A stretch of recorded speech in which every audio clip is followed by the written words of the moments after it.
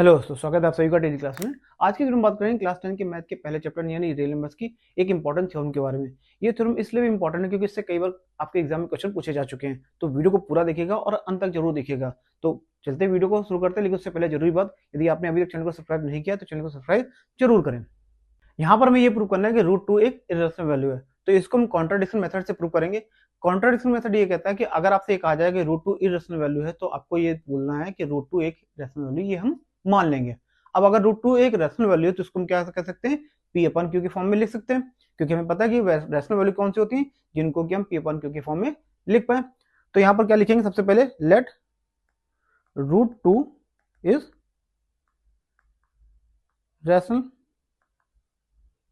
ठीक है, अब अगर रूट टू हमारी रैशनल है तो इसको क्या लिखेंगे हम, root two is equal to P upon Q, जहां पी और क्यू क्या होंगे, हमारे इंटीजर होंगे और क्यू हमारा जीरो के इक्वल नहीं होगा। साथ ही ये दोनों वैल्यू हमारी क्या होंगी, को प्राइम होंगी, मतलब इन दोनों के कोई भी फैक्टर कॉमन नहीं होंगे, सिर्फ एक को छोड़कर। मतलब पी का फैक्टर अगर हम करें और क्यू का अगर फैक्टर करें तो इन दोनों के फैक्टर क्या होंगे, कॉमन नहीं होंगे। ठीक है, तो यहां पर हम देख सकते हैं where P and Q are coprime.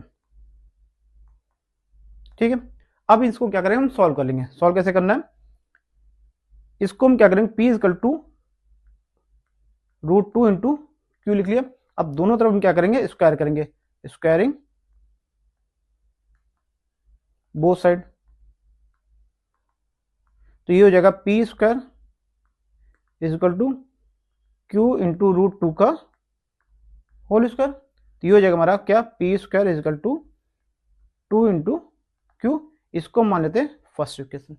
ठीक है, अब इसको देखिए, इसको हम आगे अगर सॉल्व करें तो क्या हो सकता है, q इजकल टू क्या हो जाएगा हमारा, पी स्क्वायर अपॉन टू। यानी अब यहां पर देखिए पी स्क्वायर क्या है, टू से डिवाइड हो रहा है। अब अगर पी स्क्वायर टू से डिवाइड हो रहा है तो पी भी टू से डिवाइड होगा। जैसे मान लीजिए 625 5 से डिवाइड होता है, तो क्या 25 5 से डिवाइड नहीं होगा। 25 क्या है, 625 क्या है, 25 का स्क्वायर, मतलब 25 का होल स्क्वायर डिवाइड हो सकता है 5 से, तो 25 भी 5 से डिवाइड हो सकता है। सेम चीज यहां पर भी है कि अगर पी स्क्वायर 2 से डिवाइड हो सकता है तो पी भी 2 से डिवाइड होगा। ठीक है, इसको चलिए आगे बढ़ाते हैं, इसको हटा देता हूं।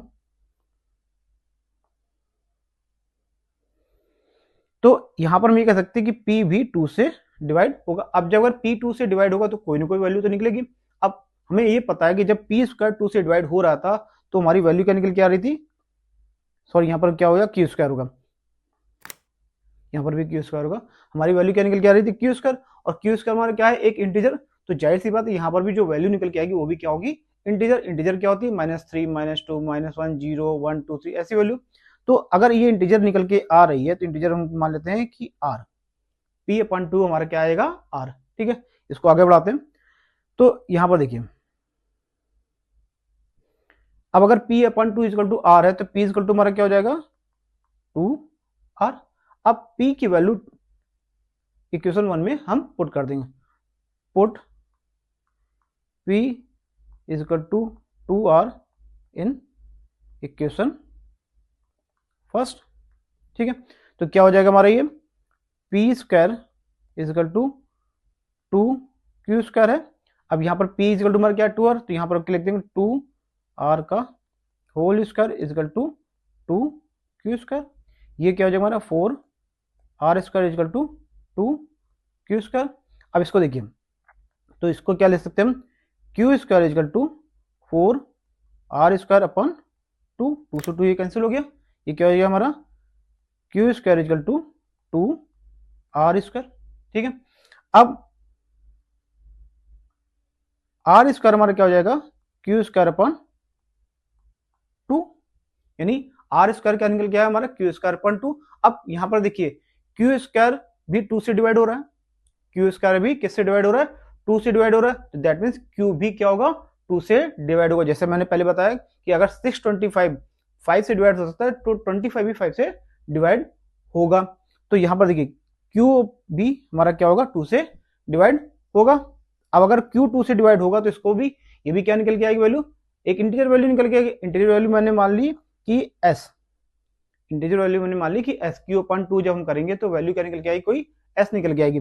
तो इसको हम क्या ले सकते हैं, इसको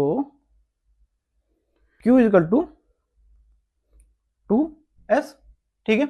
यहां पर देखिए Q हमारा क्या निकल गया है 2s, और यहां पर देखिए P क्या निकल गया हमारा 2r, और हमने यहां पर क्या माना था √2 is equal to P upon Q, तो यहां पर इसको वैल्यू रखते हैं।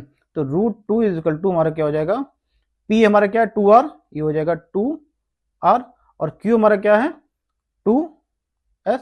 अब यहां पर देखिए P और Q हमने पहले क्या माना था कि इनका कोई भी कॉमन फैक्टर नहीं है, कॉमन फैक्टर कोई भी नहीं है, बट यहां पर देखिए हमारा एक कॉमन फैक्टर निकल आया जब हमने इसको ये माना कि ये रैशनल वैल्यू है। तो यहां पर देखिए हमने जो पहले माना था कि ये एक रैशनल वैल्यू है, बट इसके कॉमन फैक्टर नहीं होंगे P अपन Q के, वही यहाँ क्या निकल के आ रहा है कि इसके एक कॉमन फैक्टर है जो कि क्या है 2।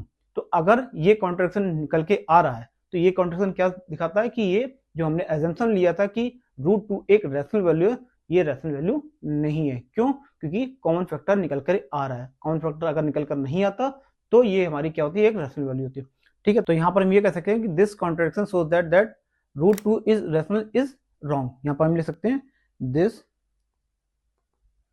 contradiction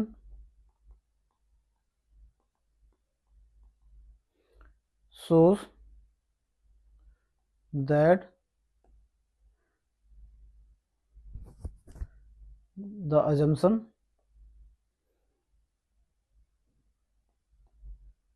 √2 is rational is wrong, ठीक। हमने शुरुआत में क्या माना कि √2 एक रैशनल वैल्यू है।